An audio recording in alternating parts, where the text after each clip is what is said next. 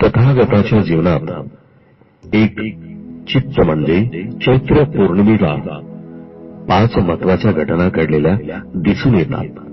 प्रथम घटना सुजाताचे कीर्तन. ही पौर्णिमा संपूर्ण जगतात सुजातामुळे व तिने तथागत भगवान बुद्धास केलेल्या कीर्तनामुळे ज्ञात आहे. तर सुजाताच्या गावी अशी धारणा होती की जो कोणी खुल्या अंतःकरणाने वटवृक्षासमोर आपली मनोकामना व्यक्त करील त्यास मनोवंचित फळ प्राप्त होत असे. एके दिवशी सुजातानेही याच वटवृक्षाजवळ आपले असे मनोगत व्यक्त केले की जर मला मनासारखा सुयोग्य सुंदर सुशील व कमावता पती मिळाला व प्रथम संतानाच्या रूपात पुत्ररत्न प्राप्त झाले तर मी निर्जल दुधाच्या मधुपायासाचा अर्थात खिरीचा नैवेद्य चढवून तुझी पूजा अर्चा करीन. योगायोगाने तिची मनोकामना पूर्ण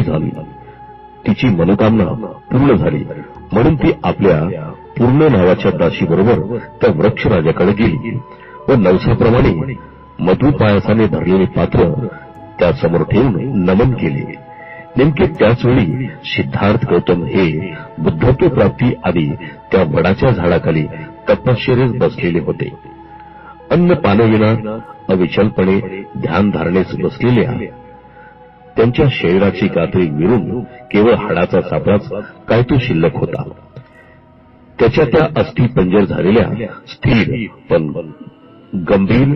खंबीर शरीराकडे निश्चल परंतु दृढ संकल्पी नजरेकडे व शांत परंतु ध्यानस्थ मुद्रेकडे पाहून सुजातास वाटले की ही प्रत्यक्षात वृक्षदेवताच असावी. तिने कीर्तन करून अशी विनंती केली की आपला हा प्रसाद स्वीकारण्यास वृक्षदेवतेने दरवर्षी जरूर करून यावे. सिद्धार्थ गौतमाने हे ऐकून तिला असे उत्तर दिले की हे कन्ये सुजाता, मी कोणी वृक्षदेवता नाही. मी तुमच्या सारखाच एक मानव आहे. दुःखाच्या कारणाचा शोध घेऊन दुःखमुक्तीच्या व शांतीचा मार्ग प्राप्त करण्यासाठी मी प्रयत्न करीत आहे. यानंतर सुजाताने दिलेली खीर सिद्धार्थाने स्वीकारली. एकंदरीत 49 गासात ती खीर ग्रहण केली. यावर प्रसन्न होऊन सुजाताने आदरपूर्वक सिद्धार्थांना वंदन केले आणि विनंती केली की हे पूज्य श्रवण, दुःखमुक्तीच्या मार्गाचा साक्षात्कार आपणास झाल्यावर मला येथे येऊन जरूर भेटावे. असे अभिवचन आपण कृपया द्यावे. तो दिवस इसवी सन पूर्व अर्थात 528 चैत्र पौर्णिमेचा. दुसरी घटना भृग ऋषीच्या आश्रमात पाण्यात तपश्चर्या. राजगृह नगरी सोडून सिद्धार्थ गौतम सर्वप्रथम भृग ऋषीच्या आश्रमात प्रवेश केला.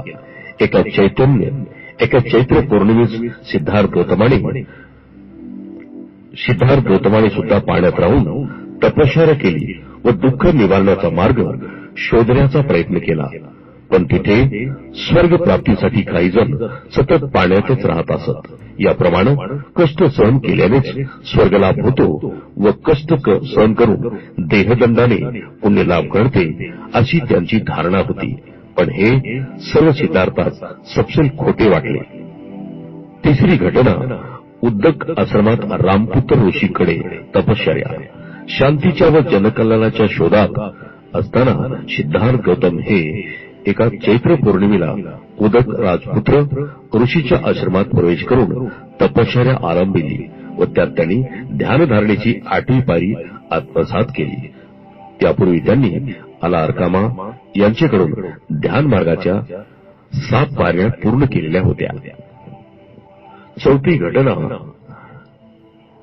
कपिल मुनीकडे सांख्य दर्शनाचा अभ्यास. प्राचीन तत्वज्ञानी लोकात कपिल मुनी सर्वात प्रमुख होते. त्यांचे तत्वज्ञान सांख्य तत्वज्ञान म्हणून ओळखले जायचे. त्यांचा प्रमुख सिद्धांत असा होता की सत्यासाठी प्रमाणाची आवश्यक आहे. सिद्धार्थ गौतमाची कलिमुनीच्या सांख्यवताचे अध्ययन करून त्यातील फक्त तत्वज्ञ ग्रहण केले ते म्हणजे सत्य ही प्रमाणावर आधारित असले पाहिजे व त्याचा आधार बुद्धिमान असला पाहिजे.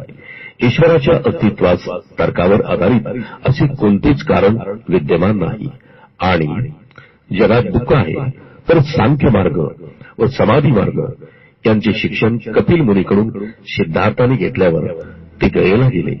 तिथे सिद्धार्थाची राजर्षी नगरी याचेकडून भेटीसाठी भेटीगाठी घेण्यात आली. तिथे सुद्धा त्यांच्या आश्रमात राहून त्यांनी चैत्र पौर्णिमेच्या दिवशी तपश्चर्या केली. पाचवी घटना म्हणजे एका धनगराकडून दान. उर्मिला नगरी तत्व ही घटना तथागत बुद्ध यांच्या जीवनात चैत्र पौर्णिमेच्या दिवशी घडली होती. ती म्हणजे एक सदन अशा धनगराने तथागत बुद्ध यांना बरेचसे धनदान म्हणून दिलेले होते.